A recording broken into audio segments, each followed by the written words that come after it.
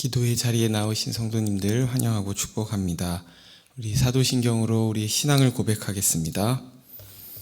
전능하사 천지를 만드신 하나님 아버지를 내가 믿사오며 그 외아들 우리 주 예수 그리스도를 믿사오니 이는 성령으로 잉태하사 동정녀 마리아에게 나시고 본디오 빌라도에게 고난을 받으사 십자가에 못 박혀 죽으시고 장사한 지 사흘 만에 죽은 자 가운데서 다시 살아나시며 하늘에 오르사 전능하신 하나님 우편에 앉아 계시다가 저리로서 산자와 죽은 자를 심판하러 오시리라. 성령을 믿사오며 거룩한 공회와 성도가 서로 교통하는 것과 죄를 사하여 주시는 것과 몸이 다시 사는 것과 영원히 사는 것을 믿사옵나이다. 아멘. 찬송가 1장 찬송하시겠습니다.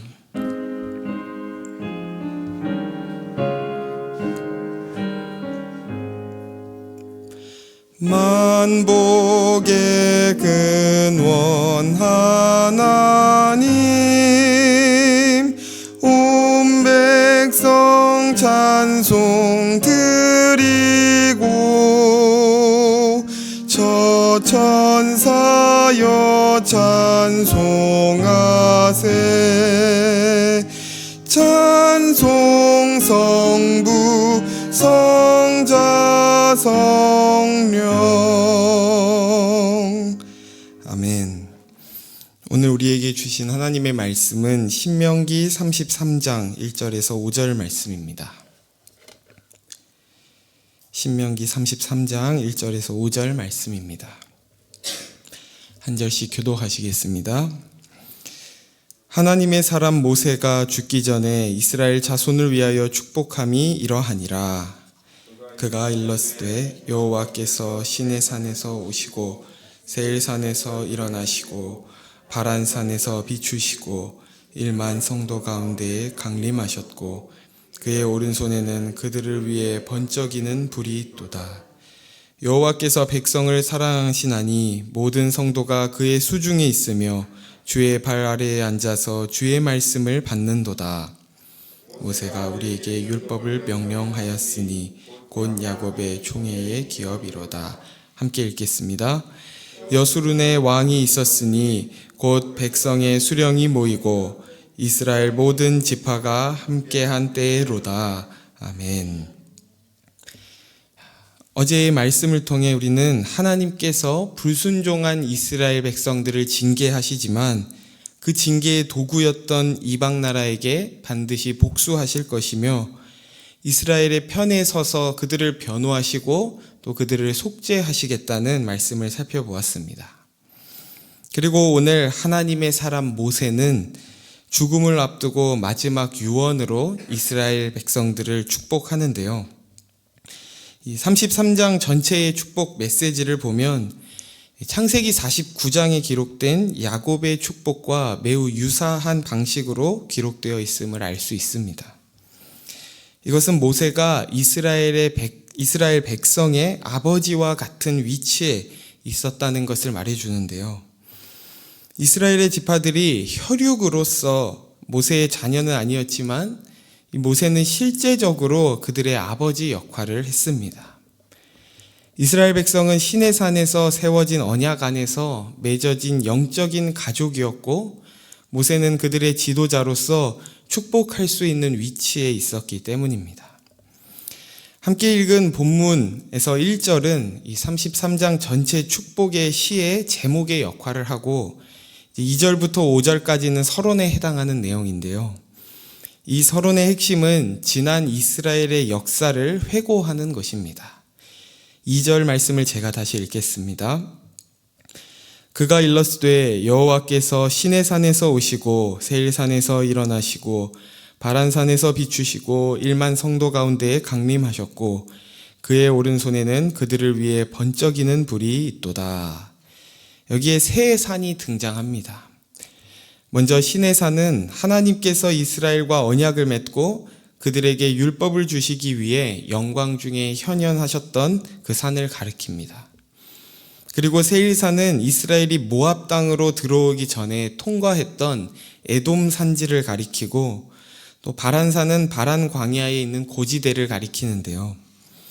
이러한 산들의 나열을 통해 이들이 걸어온 광야 생활 전체를 하나님께서 함께 하시고 인도하셨음을 상기시킵니다. 뿐만 아니라 시내산에 강림하셨던 그 하나님의 영광의 빛이 시내산에서 멀리 떨어져 있는 세일산과 바란까지 퍼져나갔음을 나타내고 있는 것이죠.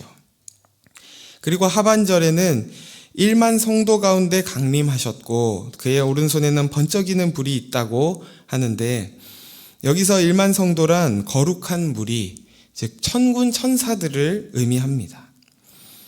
그리고 그의 오른손에는 번쩍이는 불이 있다고 할 때 여기서 오른손은 하나님의 권능과 통치권을 상징하는 것이고, 여기에서 해석에 어려움이 되는 부분이 바로 그 오른손에 있는 번쩍이는 불이 무엇이냐 하는 것인데요. 성경의 각주를 보시면은 이것을 불타는 율례라고 해석하기도 한다고 되어 있습니다. 그래서 우리는 이것을 불 가운데 주신 율법 혹은 불 같은 역할을 하는 율법으로 이해할 수 있습니다. 그런데 성경에서 불이라고 하면은 어떤 의미로 자주 사용되나요? 심판이나 멸망의 의미로 자주 사용되는 것이죠.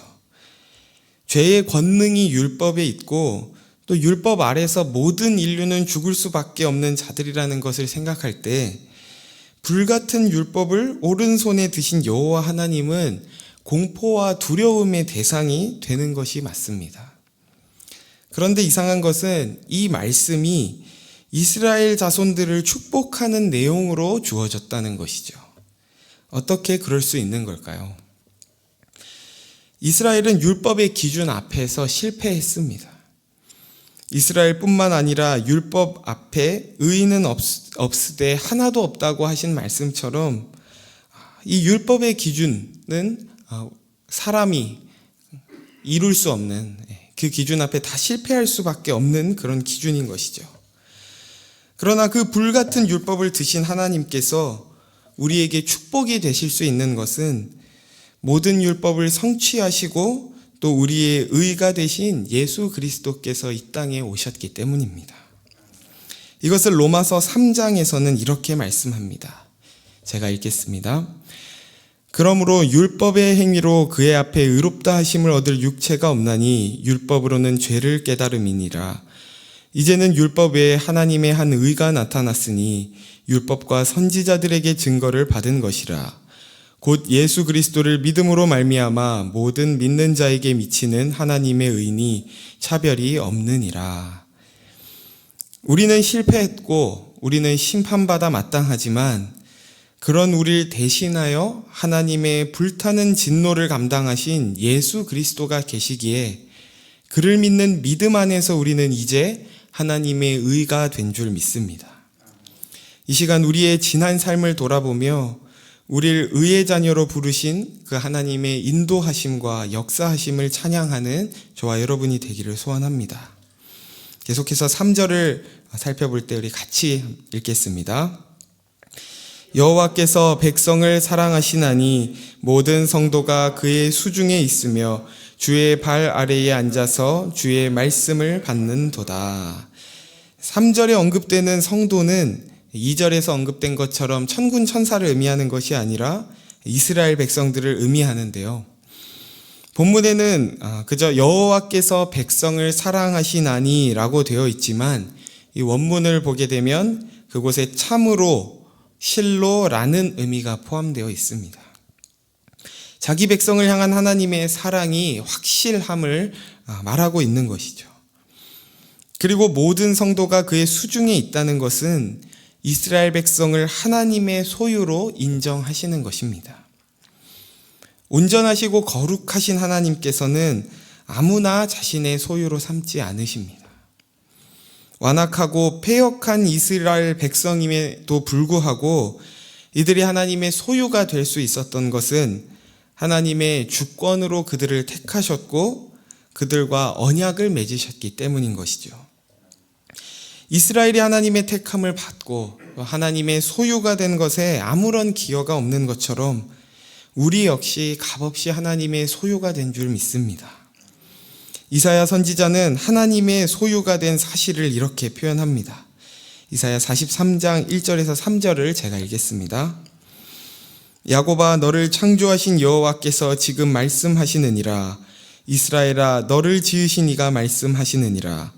너는 두려워하지 말라. 내가 너를 구속하였고 내가 너를 지명하여 불렀나니 너는 내 것이라. 내가 물 가운데로 지날 때에 내가 너와 함께 할 것이라. 강을 건널 때에 물이 너를 침몰하지 못할 것이며 내가 불 가운데로 지날 때에 타지도 아니할 것이요 불꽃이 너를 사르지도 못하리니 대저 나는 여호와 내 하나님이요 이스라엘의 거룩한 이요 내 구원자임이라. 내가 애굽을 너의 속량물로 구스와 스바를 너를 대신하여 주었노라. 아멘. 하나님의 소유가 되었다는 것은 하나님께서 책임지시겠다는 것입니다. 우리는 더 이상 우리 스스로를 책임져야 하는 존재가 아닙니다. 하나님께서 우리를 구속하셨고 부르셨고 함께 하시고 보호할 것이며 우리의 하나님이 되시겠다고 약속하신 것입니다. 그리고 다시 3절 하반절을 보시면 주의 발 아래에 앉아서 주의 말씀을 받는도다 라고 하는데, 이것은 이스라엘이 시내 산에서 하나님의 말씀을 받고 있는 장면을 시적으로 묘사한 표현입니다. 우리를 그토록 사랑하시는 하나님께서 우리에게 가장 바라시는 것이 있다면 그것은 주의 발 아래서 주의 말씀을 겸손히 받는 것일 겁니다. 그냥 받기만 하면 되는 것이 아니라 그 말씀을 받아 순종하는 삶을 살기 원하시는 것이죠. 우리는 하나님을 사랑하는 것을 동기로 하나님의 말씀을 지키는 데 익숙하지 않습니다. 어떻게 하면 재앙과 저주를 면할까에 더 많은 관심과 집중을 쏟는 것이죠. 그러나 하나님의 본심에 대해 예레미야 29장 11절에서는 이렇게 말씀합니다. 여호와의 말씀이니라. 너희를 향한 나의 생각을 내가 아나니 평안이요 재앙이 아니니라. 너희에게 미래와 희망을 주는 것이니라. 아멘. 우리를 향한 하나님의 생각을 정말로 깨달아 재앙을 면하기 위해 말씀을 문자적으로 지키는 것이 아닌 우리를 향한 하나님의 뜻과 생각에 감사와 순종으로 반응하는 저와 여러분이 되기를 소원합니다. 계속해서 4절을 말씀을 함께 읽겠습니다. 모세가 우리에게 율법을 명령하였으니 곧 야곱의 총회의 기업이로다. 이 글을 쓰고 있는 저자가 모세라는 것을 생각할 때 이 호칭이 좀 어색하게 느껴지는데요. 모세 자신이 스스로를 모세가라고 하고 있는 것입니다. 이처럼 표현한 것은 모세 자신을 이스라엘 백성과 동일하게 하나님의 율법을 받는 입장임을 나타내는 것이죠. 다시 말해서 모세는 율법의 제정자가 아니라 하나님의 대리인으로서 그 율법을 전달하는 자였을 뿐임을 겸손하게 고백하고 있는 것입니다. 그리고 야곱의 총회란 이스라엘 백성 전체를 의미하는데요. 율법이 곧 이스라엘의 기업, 유산이라고 하는 것은 이스라엘 백성이 하나님께로부터 물려받을 수 있는 가장 귀하고 복된 것이 바로 율법이라는 사실을 깨우쳐 주고 있는 것입니다. 여러분들이 하나님께 가장 받기 원하는 기업, 유산은 무엇인가요? 또 여러분이 자녀에게 가장 물려주기 원하는 또 유산은 무엇인가요? 그것이 오늘 모세가 노래하는 것처럼 율법이고 하나님의 말씀이라면 우리가 먼저 그것 자체로 기뻐해야 할 줄 믿습니다. 하나님께서 우리에게 명령하신 율법이 어쩔 수 없는 책임이 아니라 하나님 나라의 아름다운 법이요 질서임을 알아 정말로 기뻐하며 그것에 순종한다면 그것이 곧 다음 세대에도 유산으로 자연스럽게 흘러가게 될 줄 믿습니다. 본문 마지막 절인 5절을 다시 한번 함께 읽겠습니다. 여수룬에 왕이 있었으니 곧 백성의 수령이 모이고 이스라엘 모든 지파가 함께한 때에로다. 여수르는 이전에 말씀에서도 살펴봤지만 이스라엘을 부르는 하나님께서 이스라엘을 부르는 어떤 별칭으로 의로운 자, 사랑하는 자, 올바른 자라는 의미를 갖습니다. 앞에 신명기 32장 15절에서 여수른이 발로 찼다라고 하며 이스라엘 백성이 이러한 별칭에 걸맞지 않게 은혜를 잊어버리고 하나님을 배반한 자들로 묘사되기도 했고, 오늘 여수른의 왕이 있었으니 라는 표현에서도 역시 하나님께서 이스라엘의 왕이 되심에도 불구하고 훗날 이스라엘이 인간을 왕을 세움으로써 여호와를 배역할 것을 예언하는 것인데요. 그러나 하나님께서는 그런 이스라엘 백성에게 모세를 통해 엄청난 축복을 허락하시고 또 그들을 여전히 여수른이라고 부르시는 것은 이스라엘을 진정한 여수른으로 의롭고 정직한 자들로 만드시겠다는 하나님의 의지가 담겨 있는 것입니다. 그리고 나서 6절부터는 쭉 이스라엘 각 지파를 향한 축복의 내용들이 이어지는데요. 33장의 맨 마지막 절인 29절을 함께 살펴보고 말씀을 맺겠습니다. 우리 29절 말씀도 함께 읽겠습니다. 이스라엘이여 너는 행복한 사람이로다. 여호와의 구원을 너같이 얻은 백성이 누구냐? 그는 너를 돕는 방패시요 내 영광의 칼이시로다. 내 대적이 내게 복종하리니 내가 그들의 높은 곳을 밟으리로다. 아멘. 모세는 이스라엘의 모든 지파들을 향한 축복을 마치며 너희와 같은 행복한 사람이 없다고 결론 짓습니다. 모세가 이렇게 말할 수 있는 것은 그들의 조건과 환경이 좋아서가 아니라 이스라엘의 하나님과 같은 분이 없으시기 때문입니다.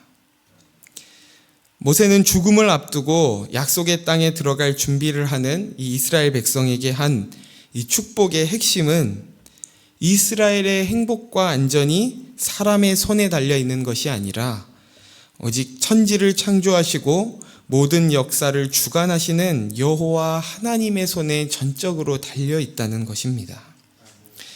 모세는 그들과 함께 약속의 땅에 들어가지는 못하지만 이 마지막 축복을 통해 그들이 자신과 같은 사람을 의지하지 않고 오직 하나님을 의지하고 하나님께만 소망을 두라고 마지막 당부를 하고 있는 것이죠. 그리고 그것이 곧 신명기서 전체가 말씀하고 있는 주제이기도 합니다.